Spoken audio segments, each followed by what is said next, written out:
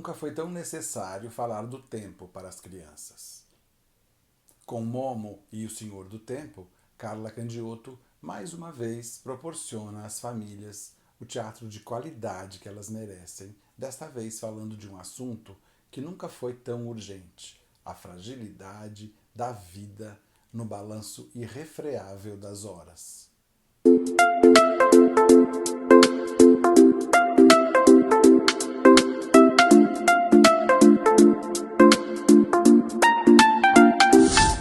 Precisamos falar sobre o tempo.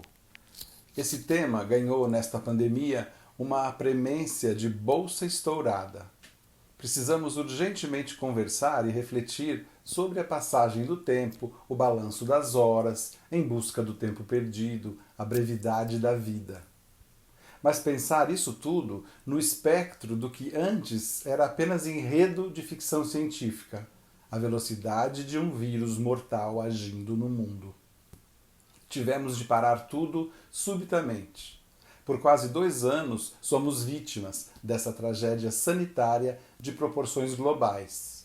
Nenhum sobrevivente sairá impune dessa era. Teremos manchas, sequelas e cicatrizes.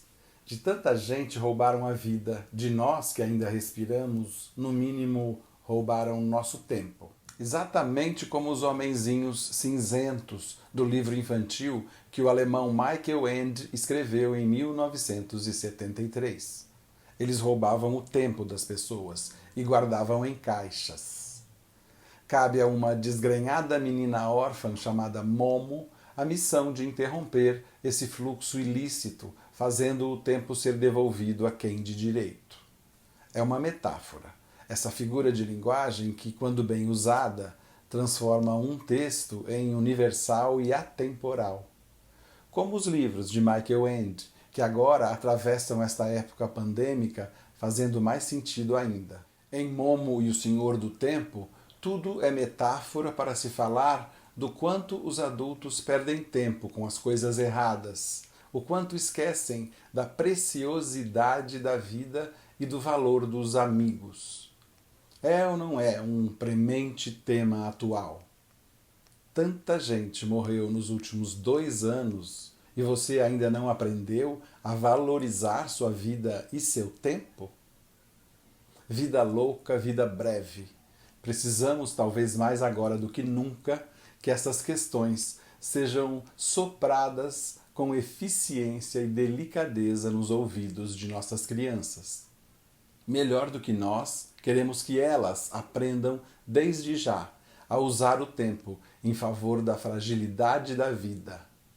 Porque os homenzinhos cinzentos existem, seja na forma de um vírus de gripe letal ou em tantas outras variadas ameaças que ainda virão.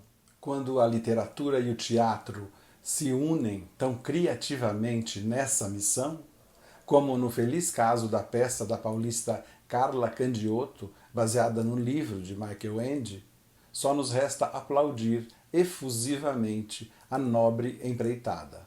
O espetáculo é de uma inventividade acima de qualquer suspeita. Antes disso, o espetáculo é de uma atualidade acima de qualquer suspeita. Ele nasceu durante a pandemia. Teve seus percalços, suas interrupções, esperas. O tempo roubado, o tempo recuperado, sempre o tempo. Agora, neste esperançoso início de 2022, Momo e o Senhor do Tempo está fazendo sua primeira temporada, presencial e grátis, pelos teatros municipais de São Paulo. Fui à sessão de sábado passado no Teatro Arthur Azevedo, na Moca. Fiquei empolgado com tanto talento e competência e declaro, não esperava menos de equipe tão qualificada e luminosa. Mas me incomodou um pouco a sensação de ritmo ralentado, ou seja, o quanto uma peça sobre o tempo parecia arrastada, demorando mais do que o necessário. Soube depois que, na sessão do dia seguinte, depois de uma conversa da diretora com sua equipe artística, o espetáculo perdeu 10 minutos de duração. Passou de 77 minutos na sessão em que eu estava para 67 minutos. Que bom! Não que havia ali alguma cena mal feita que pudesse ser facilmente cortada. Ao contrário, o espetáculo que eu vi, todas as cenas eram plasticamente atraentes, tematicamente eloquentes, extremamente bem defendidas pelo elenco. Todas. Mas era cena demais em minha avaliação. E isso comprometeu o todo, que me pareceu beirando o excessivo.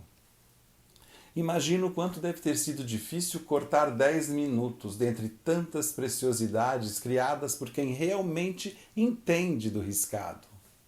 Mas acho que foi uma medida importante. Tomara que, ao eliminar em 10 minutos, o protagonismo da menina Momo, por exemplo, tenha ficado mais evidente, pois eu senti também um pouco a falta da condução mais firme de uma heroína. Havia muitas cenas sem ela. Camila Cohen, a atriz que faz Momo, é ótima, carismática, expressiva, mas a dramaturgia a escanteou em muitas cenas.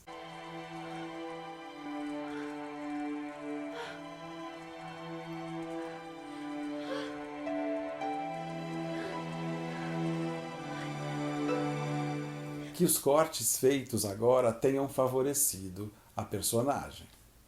Torno a dizer, vi uma peça muito boa, mas com muito tempo de preparação de climas e uma demora incômoda por chegar logo à ação central. Certas dramaturgias esperam de nós menos ansiedade, eu sei, mas aqui me pareceu que o virtuosismo inegável da encenação roubou o tempo do enredo, prejudicando a fluência de que uma história precisa para ser bem contada. Ou seja, dito de outra forma, foi a beleza da direção que causou um certo ruído na beleza da dramaturgia. A adaptação do livro foi feita em conjunto, por Carla Candiotto, Victor Mendes e Aline Moreno. Precisamos falar da cenografia de André Cortés. Ela é toda apoiada em um só elemento, caixas de madeira, tipo caixotes, reproduzidos assim incontavelmente no palco, de forma modular, como um jogo de Lego, como um castelo de montar. Não há novidade. Vi inúmeros espetáculos com esse mesmo uso criativo de caixas empilhadas e desempilhadas à vista do público. Mas e daí? Quem mais no mundo ainda persegue o ineditismo? O que importa agora é saber renovar o que já está posto, saber usar o usado com viço de novidade, saber retirar do óbvio o inusitado. E é o que vemos neste espetáculo feito de dezenas de caixotes idênticos. Direção e cenografia tiraram proveito das caixas mencionadas na fábula e fizeram delas as condutoras da narrativa. São as células da história. Isso exige do elenco uma afinação conjunta, que é hercúlea, disfarçada de leveza. E o elenco dá conta, à perfeição, como formiguinhas operárias, incansáveis em cena. Juntos na lida dos caixotes, os 5 artistas viram harmoniosas engrenagens bem arquitetadas, literalmente construindo as cenas, uma a uma, erguendo as estruturas da trama, tijolo por tijolo, num desenho mágico, sensacional e imperdível.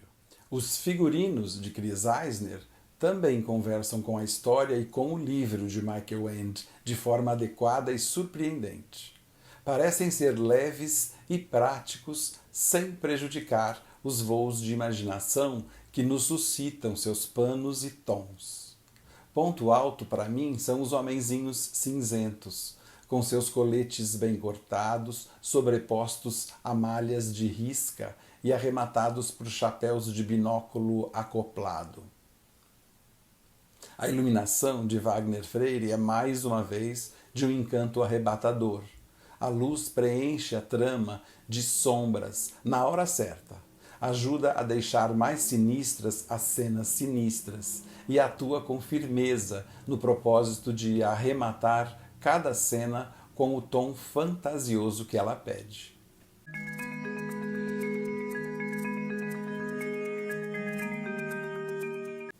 Sopraram para mim que naquela sessão em que eu estava houve problemas técnicos na iluminação. Não notei nada, e digo isso com franqueza simplória, porque eu sou desses.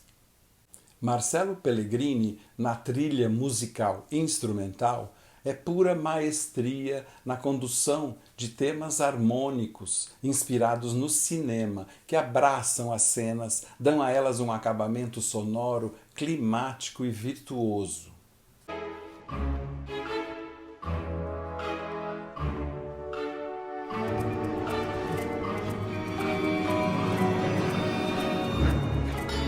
Comigo! Deixo para este final dar crédito aos 5 artistas do elenco: Camila Cohen, Eric Oliveira, Hernani Sanches, Fabrício Licursi e Victor Mendes. Já citei aqui o carisma de Camila a serviço da menina Momo. Eric Oliveira nos arrebata, sobretudo, pelo vibrante uso da potência de sua voz. Existe um mistério que faz parte do dia a dia, em que todos os seres humanos participam, embora poucos reflitam. Hernani Sanches desfila a competência por todos os poros, dominando seus personagens com segurança exemplar. Fabrício Licursi é craque, é um balé ambulante, tamanha a expressividade que concentra no seu corpo e os recursos que abriga no rosto. E Victor Mendes, bem, Victor Mendes é ouro puro em cena, é um trunfo na manga do colete, é talento encarnado. Ele sustenta a onipresença do narrador com uma cadência de voz e um jeito envolvente de fisgar os olhos do público. Ele garante a emoção certa ao final, fazendo um pai enternecedor sem ser piegas. E o melhor de tudo, ele é o grande responsável pelos melhores momentos do espetáculo, a meu ver, ao fazer a voz de desenho animado da divertida tartaruga Cassiopeia. O que devemos fazer agora? Ai, primeiro me solte. A forma como essa personagem foi concebida e interpretada no espetáculo será para mim inesquecível. Um dos momentos mais inspirados que já vi nos palcos de teatro infanto-juvenil em 30 anos de carreira como crítico. O que mais posso dizer? Ah, sim, não perca! As últimas chances desta primeira temporada são agora, nos dias 12 e 13 de fevereiro, sábado e domingo, 16 horas, no Teatro Paulo Eiró, no bairro Santo Amaro, em São Paulo. Só entra quem tomou as vacinas e estiver de máscara. A pandemia não terminou. Fique esperto, porque os homenzinhos cinzentos não perdem tempo.